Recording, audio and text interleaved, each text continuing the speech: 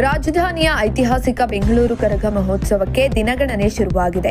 ಈ ಬಾರಿ ಕರಗ ಉತ್ಸವ ಕೇವಲ ಧಾರ್ಮಿಕ ಆಚರಣೆಯಷ್ಟೇ ಅಲ್ಲದೆ ಕಣ್ಮನ ಸೆಳೆಯುವ ಸಾಂಸ್ಕೃತಿಕ ವೈಭವವಾಗಿ ಹೊರಹೊಮ್ಮಲಿದೆ. ಮೈಸೂರು ದಸರಾ ಮಾದರಿಯಲ್ಲಿ ನಗರದಾದ್ಯಂತ ವಿದ್ಯುತ್ ದೀಪಾಲಂಕಾರ ಮಾಡಲು ಸಿದ್ಧತೆ ನಡೆದಿದ್ದು, ಇದಕ್ಕಾಗಿ ಬೃಹತ್ ಮೊತ್ತವನ್ನು ವ್ಯಯಿಸಲಾಗುತ್ತಿದೆ.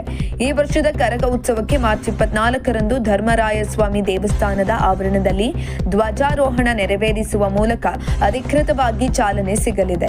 ಇನ್ನು ಉತ್ಸವದ ಪ್ರಮುಖ ಆಕರ್ಷಣೆಯಾದ ಕರಗ ಶಂಖೋತ್ಸವ ಏಪ್ರಿಲ್ 1ರಂದು ಅದ್ದೂರಿಯಾಗಿ ಜರುಗಲಿದೆ. ಈ ಅವಧಿಯಲ್ಲಿ ಭಕ್ತರಿಗಾಗಿ ಸಾಂಸ್ಕೃತಿಕ ಮತ್ತು ಮನರಂಜನಾ ಕಾರ್ಯಕ್ರಮಗಳನ್ನು ಆಯೋಜಿಸಲು ಜಾಗಗಳನ್ನು ಗುರುತಿಸಲಾಗಿದೆ. ಕಳೆದ ವರ್ಷ ಇಡೀ ಕರಗ ಉತ್ಸವವನ್ನು ಸುಮಾರು 40 ಲಕ್ಷ ರೂಪಾಯಿ ವೆಚ್ಚದಲ್ಲಿ ಮುಗಿಸಲಾಗಿತ್ತು. ಆದರೆ ಈ ಬಾರಿ ಸಂಭ್ರಮ ಇಮ್ಮಡಿಯಾಗಿದ್ದು, ಕೇವಲ ವಿದ್ಯುತ್ ದೀಪಾಲಂಕಾರಕ್ಕಾಗಿಯೇ ಬರೋಬ್ಬರಿ 39 ಲಕ್ಷ ರೂಪಾಯಿ ಖರ್ಚು ಮಾಡಲಾಗ್ತಾ ಇದೆ. ಇದಕ್ಕಾಗಿ 2 ಪ್ರತ್ಯೇಕ ಟೆಂಡರ್ಗಳನ್ನು ಆಹ್ವಾನಿಸಲಾಗಿದೆ.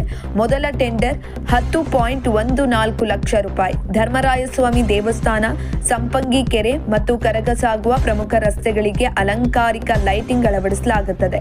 ಎರಡನೇ ಟೆಂಡರ್ 28.92 ಲಕ್ಷ ರೂಪಾಯಿ ಜಿಬಿಎ ಪ್ರಧಾನ ಕಚೇರಿ, ನಗರದ ಪ್ರಮುಖ ವೃತ್ತಗಳು ಹಾಗೂ ಆಯ್ದ ಮುಖ್ಯ ರಸ್ತೆಗಳನ್ನು ದೀಪಾಲಂಕಾರದಿಂದ ಅಲಂಕರಿಸಲಾಗುತ್ತದೆ. ಇನ್ನು ಧಾರ್ಮಿಕ ವಿಧಿವಿಧಾನಗಳ ಜೊತೆಗೆ ಈ ಬಾರಿ ಕರಗಕ್ಕೆ ಬರುವ ಭಕ್ತರಿಗೆ ಮನರಂಜನೆ ನೀಡಲು ವಿಶೇಷ ಕಾರ್ಯಕ್ರಮಗಳನ್ನು ರೂಪಿಸಲಾಗಿದೆ.